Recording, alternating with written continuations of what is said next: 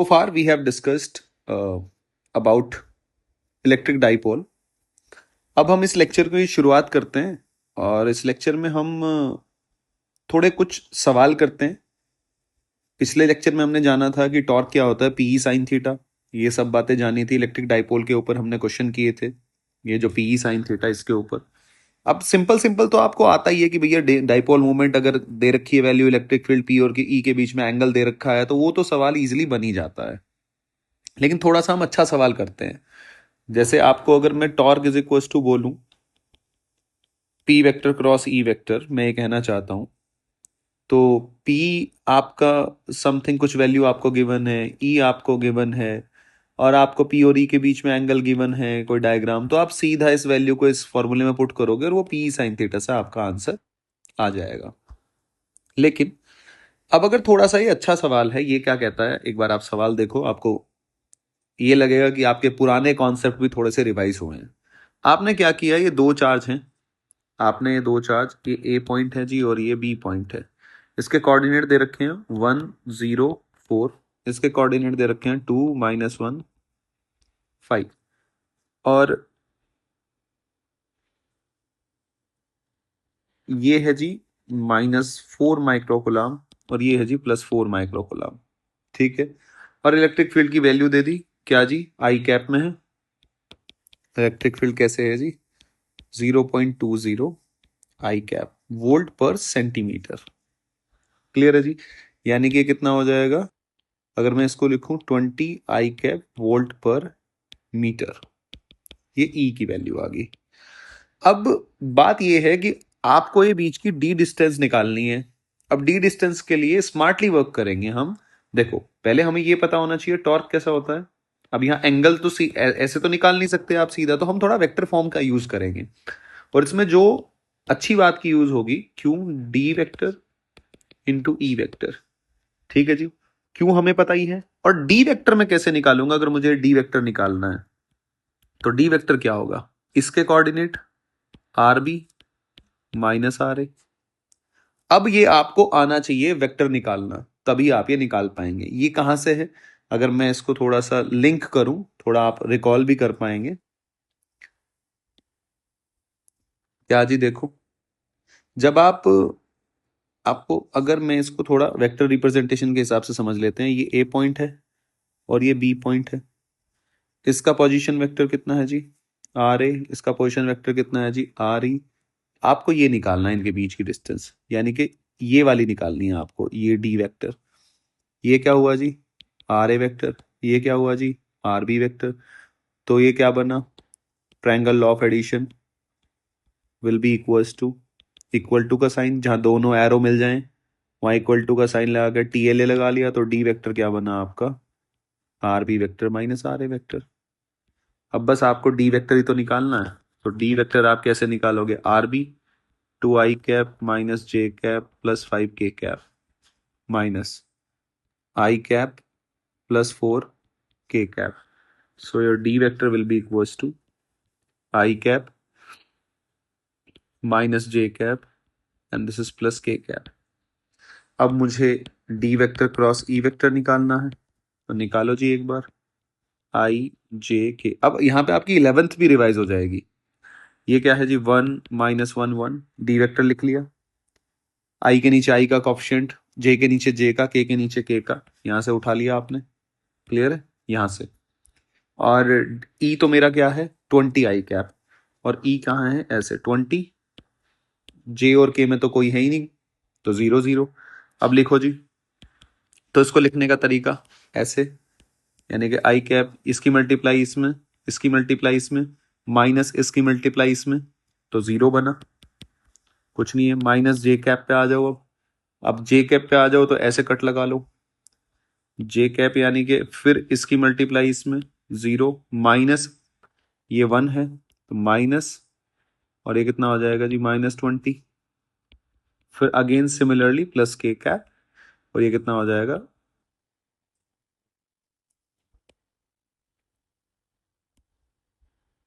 अगर ये K cap हो गया 0 -20, K कैप आ गया 0 -20, तो आपका ये आ गया 20 जे कैप प्लस के कैप। यानी कि अगर मैं इसके मैग्नीट्यूड की बात करूं, मुझे तो अल्टीमेटली मैग्नीट्यूड से मतलब है ना। अगर मैं इसके मैग्नीट्यूड की बात करूं, क्योंकि मैग्नीट्यूड ही तो पुट करना पड़ेगा, तो ये कितना आ जाएगा जी, 20√2।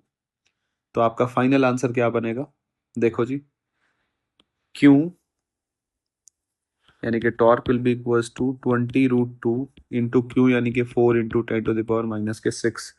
तो ये आपका आ गया जी 8√2 इंटू 10⁻⁻5 न्यूटन मीटर।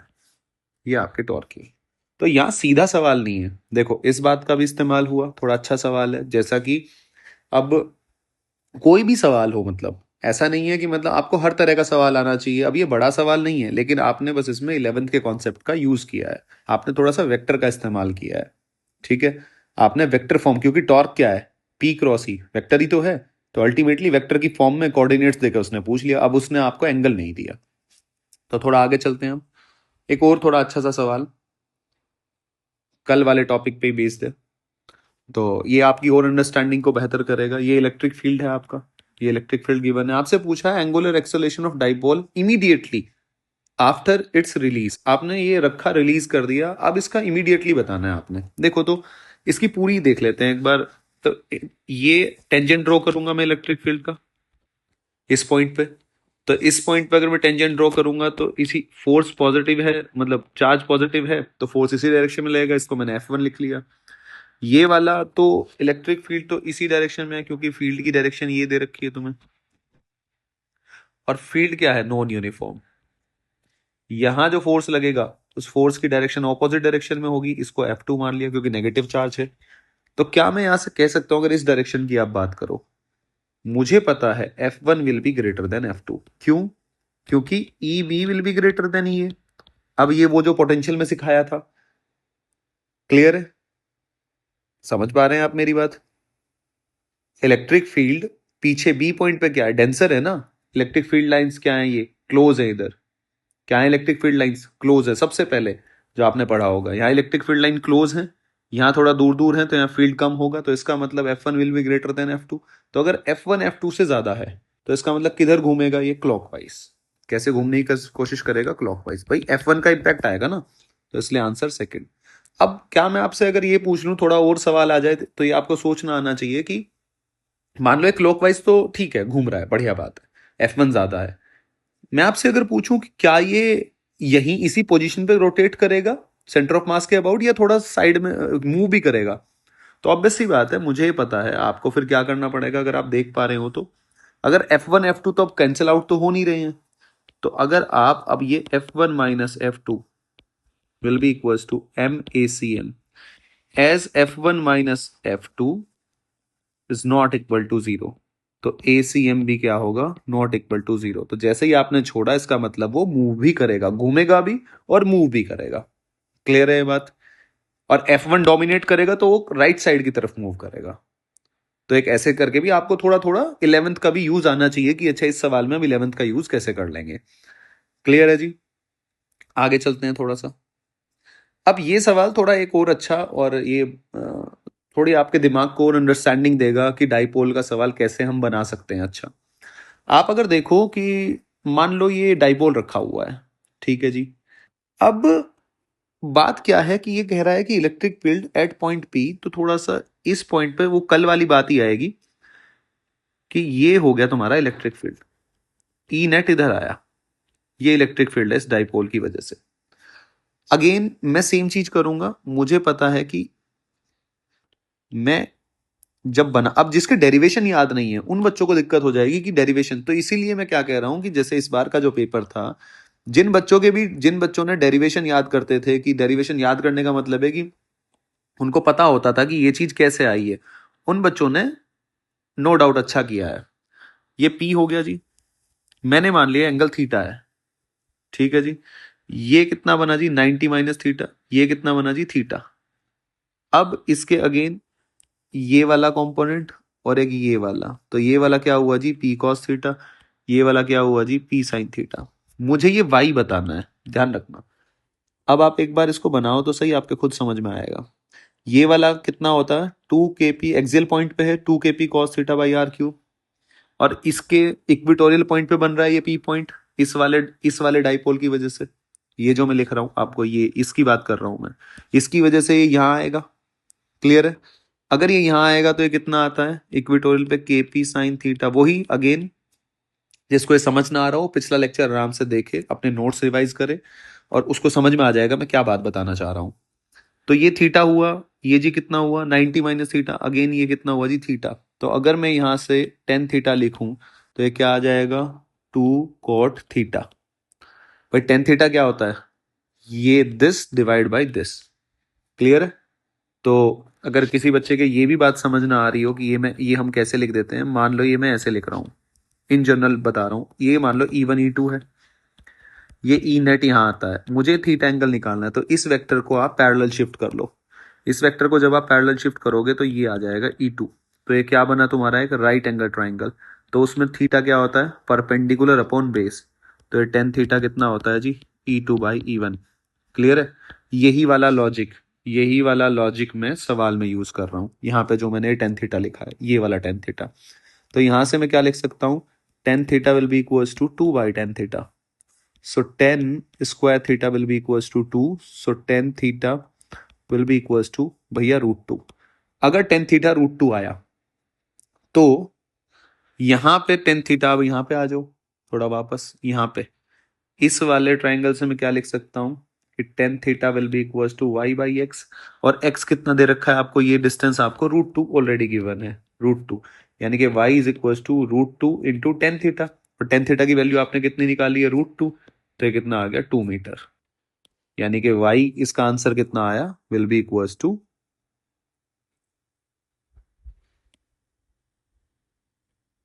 2 मीटर। ये आपका आंसर बनेगा। इस तरह की प्रॉब्लम, और थोड़ा सा मैं एक और प्रॉब्लम, मैं एक कॉन्सेप्ट और आपसे डिस्कस करना चाहता हूं कि लेट्स सपोज थोड़ा और आगे बढ़ते हैं, और आपसे मैं कहूं कि ये आपने डाइपोल रखा, थोड़ा आप समझने की कोशिश करना कि भैया ये डाइपोल है, और मैंने ये डाइपोल ऐसे रख दिया यहां पे। ठीक है जी, ये शॉर्ट डाइपोल है, ये पी है, यहां रख दिया। मैं कह रहा हूं कि मैंने आपसे कहा कि ये थीटा एंगल है, ये पी पॉइंट बना रहा है, और मैं कह रहा हूं आपसे कि मैंने ये ऐसे घुमा दिया। ठीक है? ये सारे पॉइंट्स कहाँ हैं, तो ये सेम बन रहा है। ठीक है ना? ये कोन बना दिया मैंने, कोन टाइप, ये कोन शेप आ गई निकल के। ठीक है जी, समझ गए? तो क्या मैं अगर आपसे पूछूं कि इस कोन के हर एक पॉइंट पे पोटेंशियल सेम होगा, अगर आपसे पूछूं मैं कोन के हर पॉइंट पर पोटेंशियल सेम होगा, हर पॉइंट का मतलब क्या है, ये पॉइंट अगर मैं मेंशन भी कर देता हूं A B C, ठीक है जी, तो ऑब्वियस सी बात है, देखो आप ना तो ये आर बदल रहे, वी क्या होता है, आप सोचो इस सवाल को, v is equal to K P cos theta by R की स्क्वायर, ऐसे होता है। ना तो आप थीटा चेंज कर रहे, ना पी चेंज हो रहा, ना आर चेंज हो रहा, तो ऑब्वियस सी बात है वी क्या रहने वाला है, सेम। क्लियर है? तो इस तरीके से भी कई बार सवाल वो बना के आपसे पूछ लेगा। तो लेकिन अगर आपको डेरिवेशन, कॉस थीटा क्या है, पी क्या है, पोटेंशियल कैसे लिखा है हमने, ये आता है, ये मेरा बताने का जो पॉइंट है वो ये है कि आपको ये पता होना चाहिए कि कौन सी चीज कहां से आई है, तभी आप चीजों को बहुत अच्छे तरीके से लिख पाएंगे। अब हम थोड़ा आगे बढ़ते हैं, और हम टॉर्क वगैरह हमने निकाल लिया डाइपोल की वजह से, अब हम निकालते हैं कि potential energy of dipole placed in uniformly. इसमें आपने रखा है, तो इसमें इसकी पोटेंशियल एनर्जी कैसे लिखेंगे हम। तो जैसे कि भैया मैंने ये लिख दिया, ये आपका यूनिफॉर्म इलेक्ट्रिक फील्ड मैंने बना दिया ई, इसके अंदर मैंने डाइपोल रख दिया ऐसे, ए प्लस क्यू चार्ज रख दिया इधर, माइनस क्यू चार्ज ए ऐसे, और ये एंगल मैंने थीटा ले लिया। ठीक है, यहाँ तक तो सही है। और मैंने मान लिया कि ये थीटा है तो ये भी थीटा ही होगा। तो इस पे फोर्स किधर लगेगा? इधर। इसको मैंने F1 बोल दिया कि इस यहाँ फोर्स लग रहा है F1, और ये ऑपोजिट डायरेक्शन में ये F2 लगता है। और मुझे पता है कि F1 और F2 का दोनों का मैग्नीट्यूड क्या होता है, बराबर which is equal to Q into E.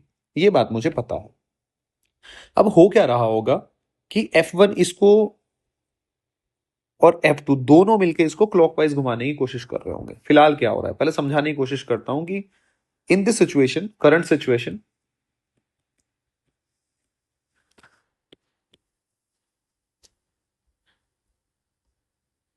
Situation के हिसाब से क्या हो रहा है जी, ये क्लॉकवाइज घुमाने की कोशिश कर रहे हैं इसको।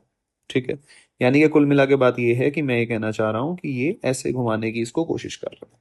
ठीक है, अब आप ये याद करो कि पोटेंशियल एनर्जी अब मैं स्टोर करता था, तो मैं पोटेंशियल एनर्जी कैसे निकालता था, थोड़ा उसको मैं याद कराने की कोशिश करता हूँ। ये क्यों है, तो आप क्यों चार्ज को लेके आ रहे थे, तो इसकी वजह से फील्ड इधर लग रहा था, तो आप इसके अगेंस्ट वर्क कर रहे थे कि इलेक्ट्रिक फोर्स तो एफ ई तो ऐसे लग रहा है, आप एफ एक्सटर्नल ऐसे लगा रहे थे, तो आपका जो वर्क है वो स्टोर हो रहा था इन the form of potential energy. यहां भी सेम है, ये जो इसके ऊपर फोर्स लग रहा है इलेक्ट्रिक फोर्स, ये इसको क्लॉकवाइज घुमाने की कोशिश कर रहा है, लेकिन मैं क्या चाहता हूं, मैं इसको थोड़ा सा ऐसे ना चाह के मैं चाह रहा हूं कि ये ऐसे हो जाए। समझ गए आप? थोड़ा अलग पेन यूज कर लेते हैं। मैं इसको ऐसे चाह रहा हूं कि ये माइनस क्यू यहां आ जाए और ये प्लस क्यू तो आ जाए, तो मुझे इस पे एक्सटर्नल टॉर्क कैसे लगाना पड़ेगा, एंटी क्लॉकवाइज। किस डायरेक्शन में लगाना पड़ेगा, एंटी क्लॉकवाइज। यानी कि मुझे जो फील्ड का टॉर्क था उसके अगेंस्ट फोर्स लगाया मैंने। अब जो मैंने अगेंस्ट टॉर्क लगा के वर्क किया वो किस फॉर्म में स्टोर होगा, इस डाइपोल की पोटेंशियल एनर्जी के अंदर। ये कॉन्सेप्ट है। तो लेट्स सपोज मैंने डी थीटा रोटेट किया, तो मैंने कितना वर्क किया, torque external will be equals to, sorry, W external will be equals to, कहां से, मान लो थीटा इनिशियल से थीटा फाइनल, और कितना मैंने, torque external into D theta. अब सिमिलरली सेम चीज करेंगे, वहां भी हम स्लोली लेके आ रहे थे, यहां भी आराम आराम से। तो मैं कितना एक्सटर्नल टॉर्क लगाऊंगा अगर मैं आराम आराम से, जितना इलेक्ट्रिक फील्ड टॉर्क लगा रहा होगा, क्योंकि ऐसे तो मैं सीधा तो निकाल नहीं सकता, और मैं तेजी से घुमाऊंगा तो जो एक्स्ट्रा एनर्जी अगेन लॉस हो जाएगी, भाई उसका कोई मीनिंग थोड़ी ना बनता है। तो सेम चीज हम यहां करेंगे, तो यहां टॉर्क एक्सटर्नल मेरा कितना आएगा जी, PE sine theta d theta, theta initial से थीटा फाइनल, आप जब इसको इंटीग्रेट करेंगे पीई साइन थीटा का बनेगा minus cos theta, theta initial से थीटा फाइनल, और work done stored in the form of potential energy. So delta U will be equals to, ये क्या आ जाएगा जी आपका, PE cos theta initial minus cos theta final. ठीक है जी। अब ये भी आपका क्या आ जाएगा, u final minus u initial will be equals to PE cos theta initial minus cos theta final. इतना आ गया। अब to define again, to define absolute, to define absolute value, जैसे वहां इनफाइनाइट में मैं जीरो चूज कर रहा था, मैं यहां क्या मान लेता हूं कि theta is equals to pi by two choose करता हूं मैं, theta is equals to pi by two. ठीक है, कि मेरा इनिशियल मेरा यहाँ पे है, इनिशियल में जो मापना शुरू करता हूं वो मैं पाई बाई टू, जैसे वहां इनफाइनाइट पे था जीरो मान लिया था, यहां मैं पाई बाई टू को जीरो मान लेता हूं। तो अल्टीमेटली मैं पाई बाई टू से थीटा एंगल जा रहा हूं, पाई बाई टू से सम थीटा एंगल जा रहा हूं। तो मैं क्या लिखूंगा, U theta minus U pi by two will be equals to, क्या आ जाएगा जी आपका, PE cos pi by two minus cos theta. तो यहां से आपका आ गया माइनस पीई कॉस थीटा, लेकिन ये आया आपका you theta minus U pi by to. अब इसको आपने क्या एज्यूम किया है, जीरो। ठीक है जी, और आपने इसको जीरो एज्यूम किया है, तो ये कितना आ जाएगा, U theta will be equals to minus PE cos theta. ये ऐसे निकल के आया, क्योंकि वहां पे इनफाइनाइट पे, तो यहां आप थीटा पे मैंने इसको जीरो मान लिया कि इसको हटाओ भैया, और ये कितना आ गया, पीई कॉस थीटा। तो यानी कि ये भी आपने जब एब्सोल्यूट डिफाइन करते हो, पीई कॉस थीटा जो हम याद कर लेते हैं, अब ये हम याद करेंगे, लेकिन ये आया कैसे ये हमें पता होना चाहिए। क्लियर है ये बात? मेरे हिसाब से ये अब आपको समझ में आ रहा होगा। अब थोड़ा सा हम आगे चलते हैं इसको इसके बेस पे अब हम क्वेश्चन करने की कोशिश करते हैं। उससे पहले पर मैं थोड़ा सा एनसीईआरटी की तरफ चलूंगा ताकि आपको चीजें और थोड़ा सा पता हो। टॉर्क हम निकाल चुके हैं, देखो यहाँ से हम पढ़ने की कोशिश करते हैं, थोड़ा आप ध्यान दें। टॉर्क तो ये आ गया। बोल्ड लेटर जो लिखे होते हैं उसमें वेक्टर, एनसीईआरटी में उसका मीनिंग होता है वेक्टर फॉर्म के बारे में।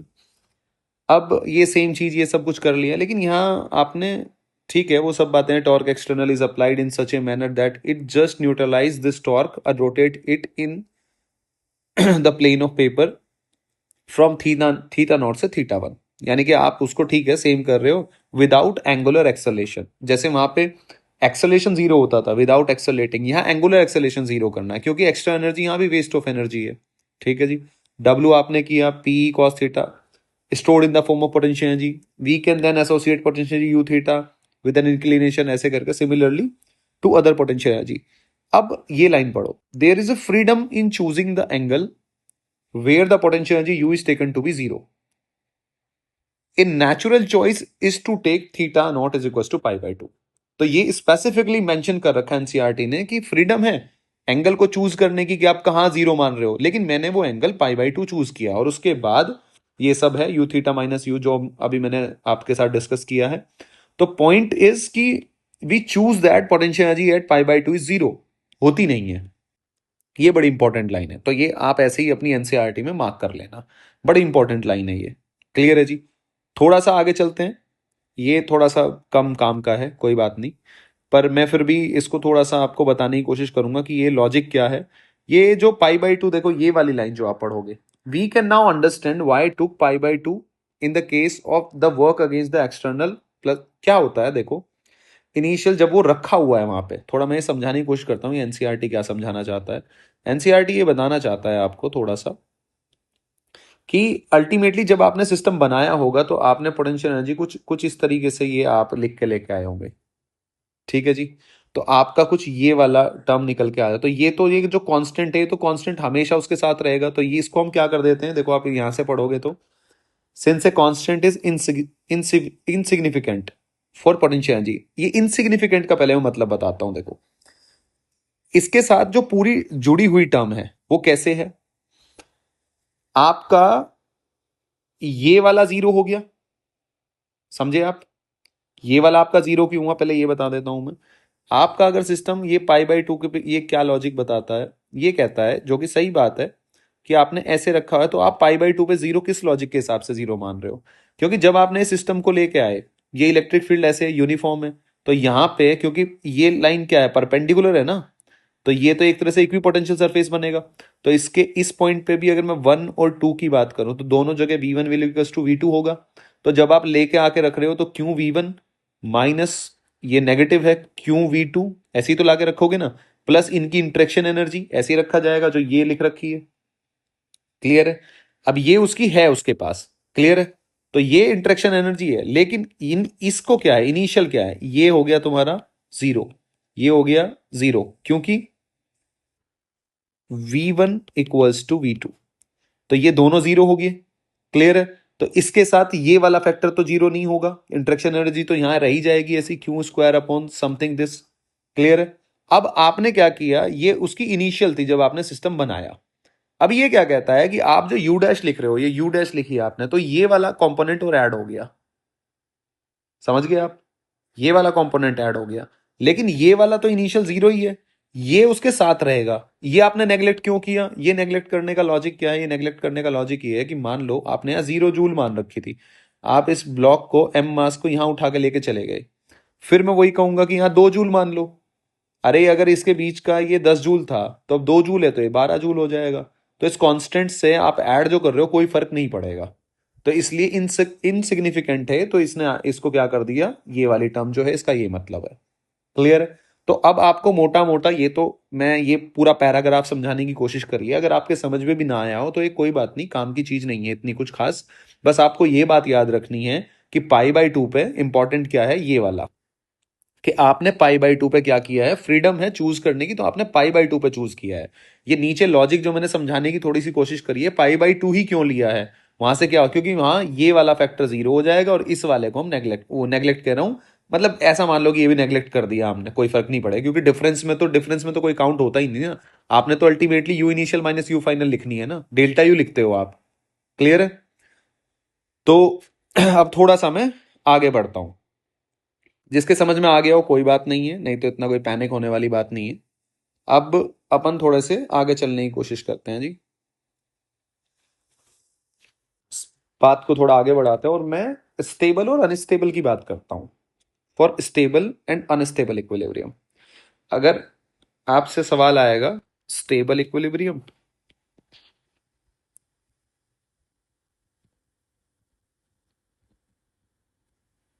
और दूसरा आएगा अनस्टेबल, तो इसको हम अनस्टेबल ऐसे अलग अलग कर लेते हैं कि भैया जब ये यूनिफॉर्म फील्ड में रखा हुआ है तो कब स्टेबल है कब अनस्टेबल, तो सीधी सी बात है टॉर्क तो जीरो ही होगा। अब टॉर्क जीरो कब होगा? टॉर्क जीरो होने के दो चीजें हैं। कब होगा torque zero?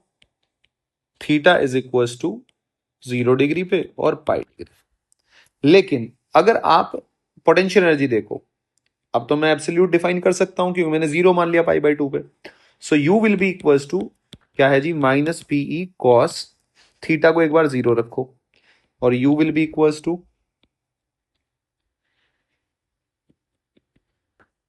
Minus PE cos 180 रखो। यहां पोटेंशियल एनर्जी कितनी आई? Minus P. यहां पोटेंशियल कितनी आई? पीई। तो जहां पोटेंशियल एनर्जी आपको 11th क्लास अब याद हो रही होगी, जहां पोटेंशियल एनर्जी मिनिमम है वो कौन सी कंडीशन होती थी? Stable equilibrium. और जहां पोटेंशियल एनर्जी मैक्सिमम है वहां क्या कंडीशन आती थी? अनस्टेबल। अब मैं इसको थोड़ा समझाने की कोशिश करता हूं डायग्राम बना के, थोड़ा और क्लियरिटी आएगी आपको, थोड़ा और अच्छा लगेगा। दो डायग्राम बना के हम समझ लेते हैं। इसको अपन थोड़ा सा पीछे शिफ्ट कर देते हैं। एक डायग्राम अपन यहां बना लेते हैं। ठीक है, ये जी इलेक्ट्रिक फील्ड है, ये इलेक्ट्रिक फील्ड है, कोई बात नहीं। आपने एक बार एंगल पी वेक्टर ऐसे है, एक बार आपका पी वेक्टर ऐसे है, मतलब minus Q plus Q plus Q minus Q. एक बार डाइपोल ऐसे रख रखा है, एक बार डाइपोल ऐसे रख रखा है। मैं दोनों सिचुएशन आपको समझाने की कोशिश करता हूं। आप पहले इस पे आ जाओ। जब ये अलोंग है, आपने हल्का सा इसको डिस्प्लेस किया, आपने ऐसे डिस्प्लेस किया, प्लस क्यू माइनस क्यू, इस पे फोर्स इधर लगेगा, इस पे फोर्स इधर लग रहा होगा। ये वापस इसको, आपने जैसे ही इसको डिस्प्लेस किया, ये वापस अपनी मीन पोजीशन की तरफ आने की कोशिश करेगा, एमपी। क्लियर है? और इधर ये क्या करेगा आपका? ऑक्सीलेट करेगा। अगर आपने इधर कर दिया तब भी फोर्स इधर लग रहा है, इधर लग रहा है, तो ये वापस इसको ले जाने की कोशिश करेगा। ठीक है, तो टुवर्ड्स मीन पोजीशन, यानी कि कौन सा आपको पता चल रहा है ना कि स्टेबल इक्विलिब्रियम में मीन पोजीशन की तरफ जा रहा है। लेकिन आप सिमिलरली यहां करो, आप हल्का सा इसको डिस्प्लेस करो। ये क्यों है तो क्यों, तो इधर इस पे फोर्स इधर लगेगा, इस पे इधर लगेगा। क्या ये वापस अपनी मीन पोजीशन की तरफ जाएगा? नहीं, ये वापस मीन पोजीशन की तरफ नहीं जाएगा। आपने हल्का सा डिस्प्लेस किया है तो ये मूव कर जाएगा। तो जो इसकी ओरिजिनल पोजीशन थी वहां गया ही नहीं है, तो कैसी कंडीशन बनेगी? अनस्टेबल की। ये कौन सा इक्विलिब्रियम बना आपका? Unstable equilibrium. क्लियर है जी? अब ये तो होगी छोटी सी बात। अब हम इसके ऊपर एक सवाल है वो डिस्कशन करते हैं, सवाल का फिर हम आगे मूव करेंगे। स्टेबल अनस्टेबल, अब आपको पता चल रहा होगा, आप थोड़ा सा सोच पा रहे होंगे कि भैया ये यहाँ ऑक्सीलेट कर रहा है, ऑक्सीलेट कर रहा है तो कुछ टाइम पीरियड वगैरह भी निकालना पड़ेगा। तो इसके बाद हम वो टाइम पीरियड कैसे निकालते हैं, क्या करते हैं, उसके बारे में बात करेंगे। सबसे पहले हम एक थोड़ा सवाल डिस्कशन कर लेते हैं, क्वेश्चन का डिस्कशन कर लेते हैं, ताकि आपको थ्योरी आपके सेट हो जाए थोड़ी सी। आपको दे रखा है कि work done in rotating a dipole from 0 degree to 60 degree is W. Then find torque acting on it at its final position.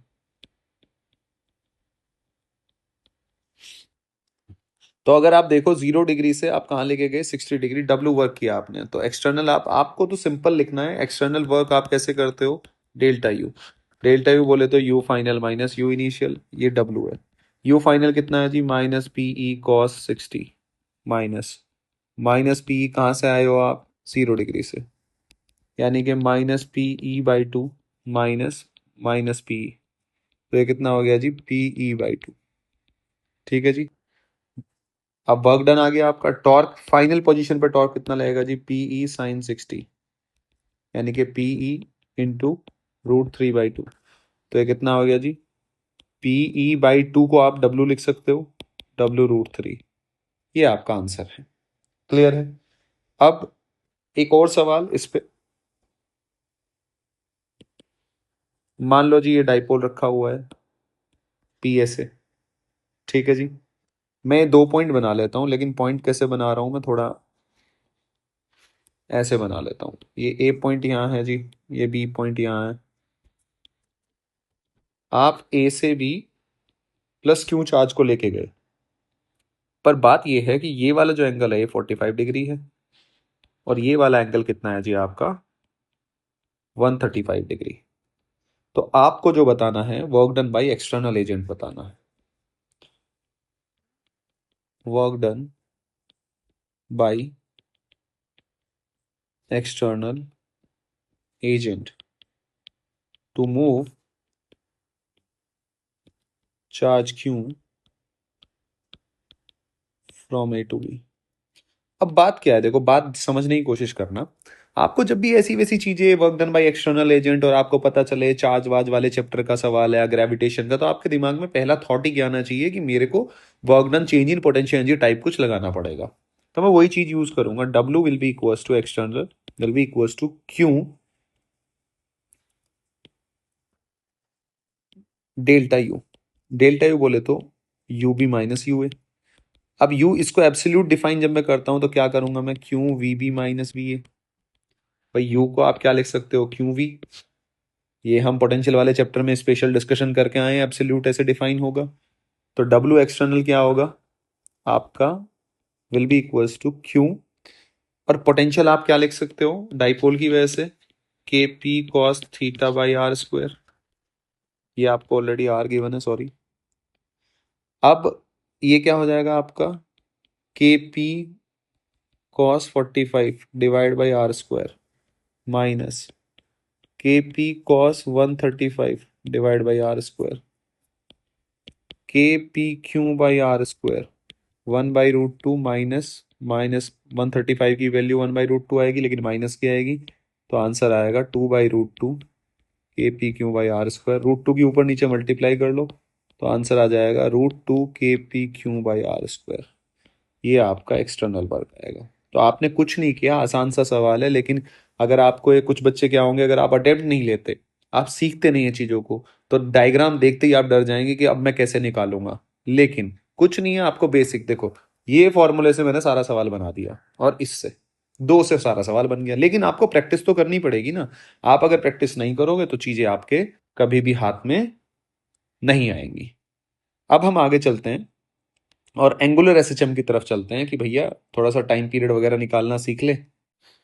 तो थोड़ा एंगुलर एसएचएम के बारे में बात करते हैं, क्या इसका क्या मतलब है। टाइम पीरियड निकालते हैं डाइपोल का, वो ऑक्सीलेट करेगा। तो मैं यहाँ एंगुलर एसएचएम की बात करता हूँ थोड़ा। ये मैं क्या कहना चाह रहा हूँ आपसे कि मान लो ये आपने ये रखा हुआ है डाइपोल, ये जी माइनस क्यू, ये जी प्लस क्यू। आपने इसको हल्का सा डिस्प्लेस किया, प्लस क्यू माइनस क्यू।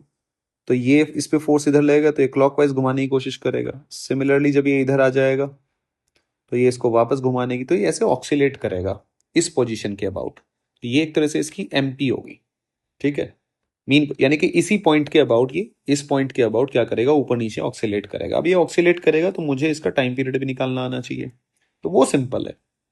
कैसे है कि इस पे लगने वाला जो टॉर्क है मुझे पता है, अगर ये थीटा एंगल पे है, अगर ये थीटा एंगल पे है, तो इस पे जो लगने वाला टॉर्क है वो क्या हो जाएगा जी, पीई साइन थीटा। और मुझे पता है टॉर्क किसके इक्वल होता है, अगर आपको याद हो तो ICM इंटू अल्फा, ये हमने रोटेशन वाले चैप्टर में पढ़ ही रखा है। क्लियर है। और ये जो टॉर्क है, ये कौन सा टॉर्क है? अगर आप देखो, रीस्टोरिंग, वापस लेके आ रहा है ना, रीस्टोरिंग टॉर्क। क्लियर है, कौन सा टॉर्क है? रीस्टोरिंग। तो नेगेटिव साइन आपको खुद से ही लगाना पड़ेगा। ठीक है, रीस्टोरिंग को रिप्रेजेंट करता है negative sign. So alpha will be equals to minus PE by, बच्चे क्या हो जाएगा, ICM इंटू साइन थीटा। अब आप मुझे एक बात बताओ, एंगुलर जो SHM था उसकी इक्वेशन क्या होती थी? ओमेगा स्क्वायर थीटा, ये। लेकिन अभी तो ये साइन थीटा है, लेकिन ये थीटा क्या है? कंडीशन क्या होती है फॉर थीटा इज स्मॉल?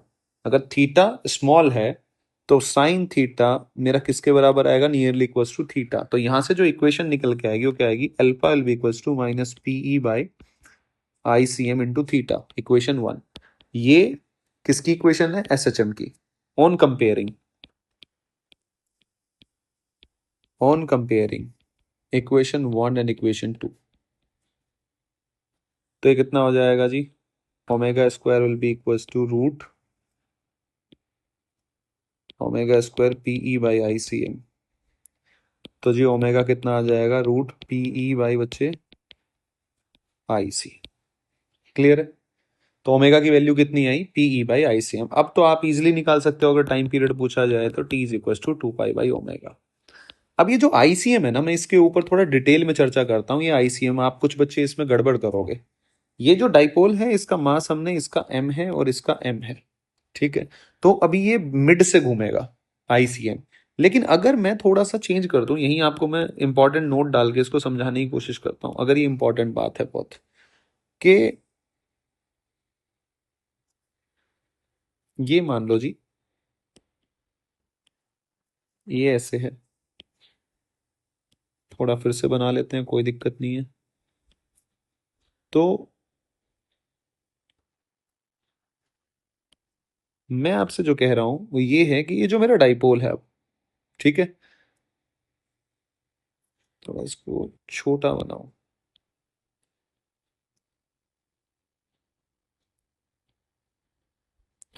ये प्लस क्यों है और ये जो माइनस क्यों? ऐसे डाइपोल है। ठीक है, वो एक अलग बात है, ऑक्सीलेट कर रहा होगा, मैं SHM कर रहा होगा, उस पर नहीं जा रहा हूँ। लेकिन किस पॉइंट के अबाउट ऑक्सीलेट करेगा? मैं ICM की बात कर रहा हूँ। मैं अब चेंज कर देता हूँ, ये M कर देता हूँ और ये 2M कर देता हूँ। तो अब जो आपका, नो डाउट, जो इस पे फोर्स है, देखो बात क्या है, जो इस पे नेट फोर्स है वो तो हमेशा जीरो ही रहेगा भाई। E यूनिफॉर्म है, यूनिफॉर्म ही में रखा हुआ है, तो ACM तो जीरो होगा, यानी कि मूव तो नहीं करने वाला। लेकिन इसका मतलब ये नहीं है मिड पॉइंट के अबाउट ही वो करेगा। जो रोटेट करेगा, जो ऑक्सीलेट करेगा, वो किस पॉइंट के अबाउट करेगा? वो ICM के अबाउट करेगा, सेंटर ऑफ मास के अबाउट। तो जब ये MM है तो मिडिल से कर रहा है। लेकिन अगर ये MM नहीं है तो अब आपको निकालना पड़ेगा। ये मास है M, ये A है, ये कितना है? मान लो ये 2M है। तो अब इसका आपको जो सेंटर ऑफ मास निकालना पड़ेगा, मान लो आप यहां से, मैं चेक कर रहा हूं यहां से कितनी दूर है X, तो मुझे इस X की वैल्यू निकालनी पड़ेगी। मुझे बताना पड़ेगा कि सेंटर ऑफ मास इसका कहाँ ले रहे हो आप, तभी आप ICM निकाल पाओगे, क्योंकि ICM अल्टीमेटली कैसे होगा? MR square. तो आपको R ही नहीं पता तो कैसे निकालोगे? तो ये अब मैं थोड़ा सा लिख के बता देता हूँ, जैसे M और 2M है, तो आपको क्लियरिटी आएगी, समझ में आएगा कि मैं क्या कहना चाहता हूँ। तो यहां से आप इसका सेंटर ऑफ मास जब निकालोगे तो 2M into A plus M into 0 divide by MM 2M, यानी कि 3M। तो ये X से इसकी पोजीशन आ जाएगी, so X will be equals to 2/3A। तो ये कितना आ जाएगा जी? 2/3A। यहां से तो ये कितना बचेगा जी? A/3। तो अब आप इस सिस्टम का, अगर ये डाइपोल ही है तो इसका ICM जो आप लिखोगे, ICM क्या लिखोगे आप? M इंटू 2A/3 का square plus 2M into A/3 का स्क्वायर। तो अब ये आपको पुट करना पड़ेगा, जो कि आप पहले क्या पुट कर रहे थे? पहले आप ICM, अगर मैं यहाँ की बात करूं ICM, तो यहाँ आपका ICM क्या था? बीच में था भैया। तो बीच में का तो क्या ही हो जाएगा? A/2, यानी कि M A/2 का स्क्वायर प्लस M A/2 का स्क्वायर। क्योंकि भैया ये था ना, अगर मैं ये डाइपोल की बात करूं तो ये M है, ये भी M है, तो कहीं बीच से, यानी कि ये भी A/2, ये भी A/2, ये सेंटर ऑफ मास, लेकिन अब आपका सेंटर ऑफ मास कहाँ आ गया, यहाँ। तो इस सेंटर ऑफ मास के अबाउट मोमेंट ऑफ इनर्शिया लिखना पड़ेगा। तो ये बड़ी समझदारी वाली बात है कि आपको हर एक लॉजिक, हर एक पॉइंट समझ में आना चाहिए। अब देखो यहाँ पे इसने रोटेशन का भी इस्तेमाल हो गया, एसएचएम का भी इस्तेमाल हो गया, और इलेक्ट्रोस्टैट का तो इस्तेमाल हुआ ही है। तो आपको हर एक चीज डिटेल में आनी चाहिए, तभी आप अपना सवाल कभी आपका गलत नहीं बनेगा, आप अपना इजीली सवाल बना पाएंगे। अब एक सवाल है इसके ऊपर, वो सवाल क्या कहता है आपको, थोड़ा देखें आप। सवाल है कि आपने, ये ऐसे है और ये रोड है ऐसे, इस रोड का मास ml है, और ये आपने इसके ऊपर दो चार्ज लगा रखे हैं, प्लस क्यू और ये जी माइनस क्यू। ये दो चार्ज रखे हुए हैं, ई फील्ड है, ठीक है। आपने बताना है एंगुलर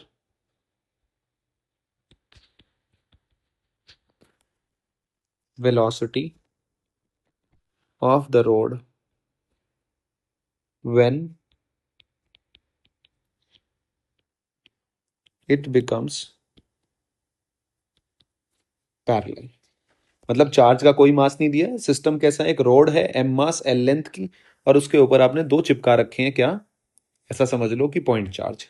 अब आपको ये कैसे बताना है कि जब ये रोड कुछ ऐसे हो जाएगी, पैरेलल हो जाएगी, प्लस क्यू माइनस क्यू, तो आपने इसकी एंगुलर वेलोसिटी ओमेगा बतानी है, ओमेगा कितनी हो जाएगी। तो अगेन एंगुलर वेलोसिटी तो आपको अब दिमाग में क्या आना चाहिए, अब कैसे निकालूं।